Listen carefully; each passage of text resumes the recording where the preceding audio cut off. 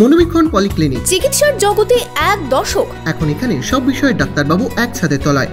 Phone করুন 7477799515 এই নম্বরে।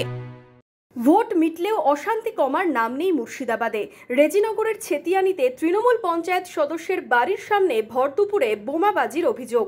জানা গেছে রবিবার দুপুরে দাঁতপুরের ছেতিয়ানি এলাকায় দুই দুষ্কৃতী বাইকে করে এসে জাতীয় সড়ক থেকে বোমা ছোড়ে বলে অভিযোগ। রাস্তার ওপরেই ফাটে বোমা। এই ঘটনায় উত্তেজনা ছড়ায় এলাকায়।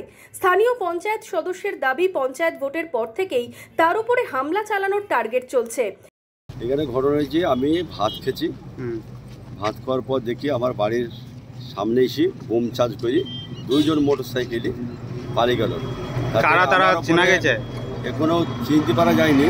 তবে আমার ওপরে এই পঞ্চায়েত ভোট থেকে আমার ওপরে বিরাট একটা আক্রমণ করার চেষ্টা করে। যোগে যেমন করে হোক মার্ডার করতে হবে, সেটা আমরা বুঝতে পারি সরাসরি বুঝতে। এর আগে পঞ্চায়েতে যা গুলি করেছিল তাতে বড়বাবুকে জানানো হয়েছিল, সেই জিনিসটাতে কোনো প্ল্যানই যা পার্টির বলে হোক যাতে করেছিল। দেখলাম যেখানে দাঁড়িয়েছিলাম, দুটো মোটরসাইকেল, একটা মোটরসাইকেলে দুটো লোক ছিল, লাল কালার মোটরসাইকেল।